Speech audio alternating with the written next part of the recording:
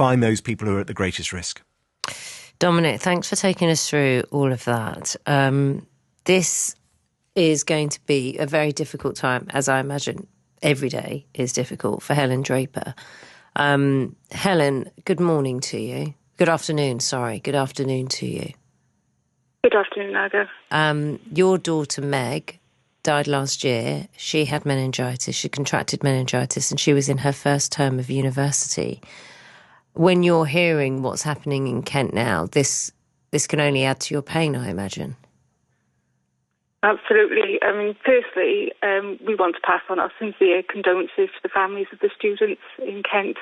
We're absolutely devastated to learn that there's other students that have tragically lost their lives, and you know the devastation that it caused to their friends and family. The ripple is far and wide, I'm sure. So you know we're devastated for them. Of course, and I'm sure that will be appreciated. What happened to Meg at university?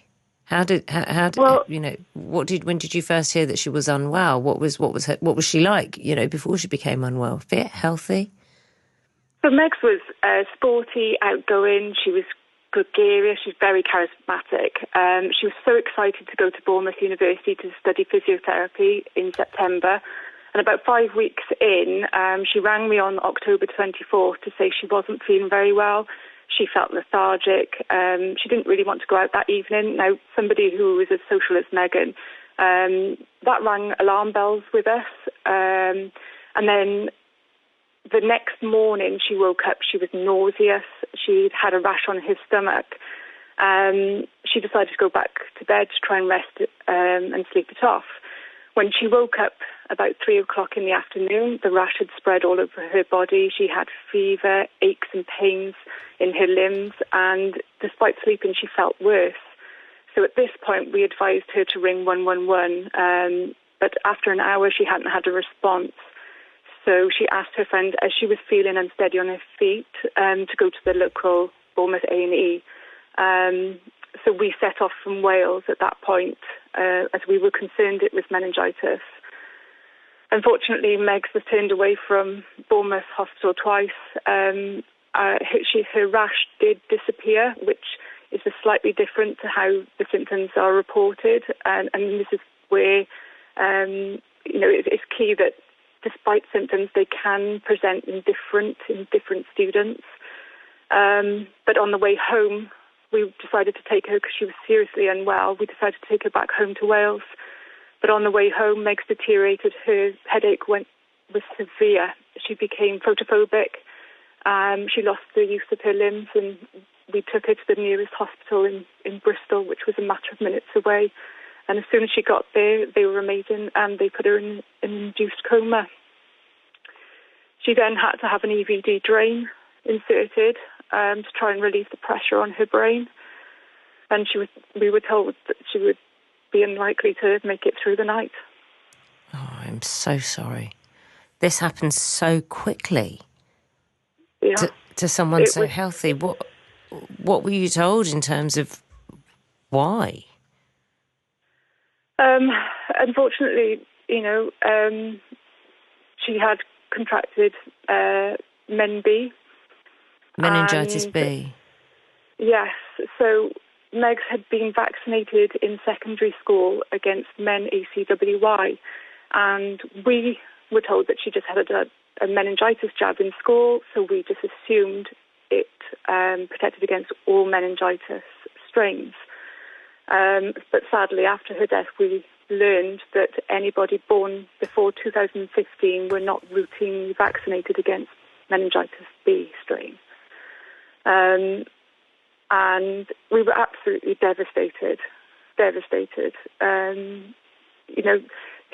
As it's not routinely vaccinated on the NHS for their age group, it is for babies, but not for Megan and all the university students that are out there at the moment. They do have private vaccinations, however, they're at a cost of £220, but we weren't even aware. Had we been aware, we would have absolutely got the vaccine prior to going to university. But we do feel that it should be available. This case, this is in Kent right now, just shows that the devastation that meningitis can cause and how severe and how quick it can be. And we absolutely feel that the vaccine should be available on the NHS for adolescents. What would you say to people? I mean, you will know, Helen, from just listening, to the news and to talking to other parents. There's a resistance sometimes to certain vaccines. What would you say to those who are perhaps unsure if they or their children should be vaccinated when it comes to meningitis? We believe that anybody should have the knowledge and power to make their own decisions. In our case, Megs had been vaccinated against MenACWY, and we would have vaccinated her against MenB. We want to provide the information that we felt that we didn't have, and we want to make sure that people have an informed choice. And ideally, everybody could have a vaccination, be protected, but we would like people to make their own informed choices. Helen, thank you for talking to me on 5 Live. It cannot be easy repeating what happened to your daughter.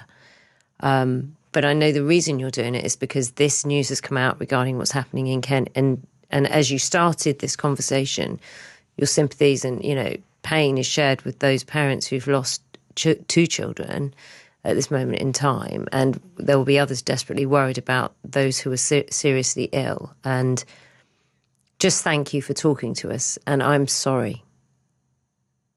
You're more than welcome. Thank you for taking the time to talk to me. That's Helen Draper, whose daughter Meg died last year from meningitis whilst in her first term of university. A healthy, sporty young woman. 17 minutes past 12.